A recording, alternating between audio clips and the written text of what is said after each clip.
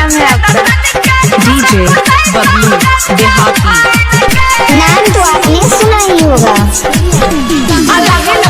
CB पैटी वेलवार 9693938435।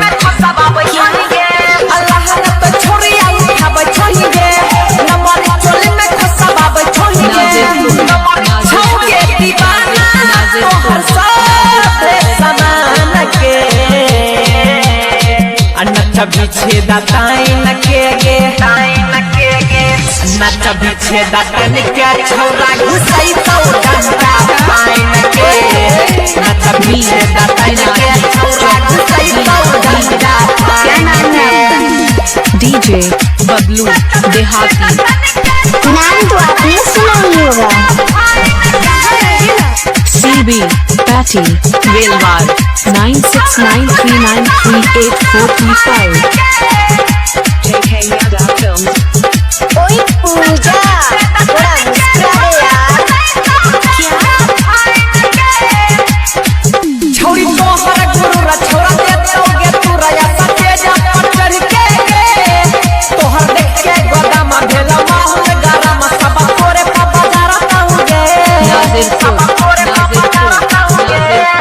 छोरी तोहर गुरु रा छोरा दे दोगे तू राया सतेज पर चढ़ के गे तोहर देख के गोदाम भेला माहौल गरम सब तोरे पर बाजार ताऊगे बारा पैछि खतरा छौरिया पाने पर जान के नच पीछे दाताइन के गे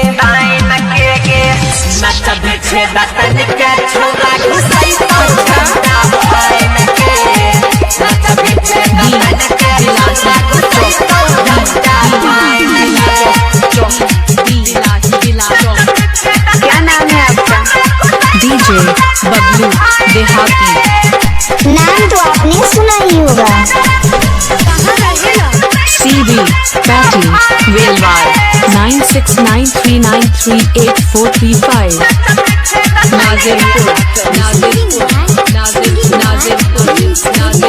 बिगाड़ी के हला खरा कैली बाबाला सब छौरा में छौरी गे आ तोहर सेक्सी बदन लहा गई छौगे बामा कोई छोड़ में छौरी गे बिगाड़ी के हला खरा कैली बाबाला सब छौरा में छौरी गे आ तोहर सेक्सी बदन लहा गई छौगे बामा कोई छोड़ में छौरी गे हीरा चपीर से के छौरी जई कान के अनछ पीछे दाताइन। क्या नाम है आपका? डीजे बबलू देहाती। नाम तो आपने सुना ही होगा। सीबी पैटी वेलवार 9693938435।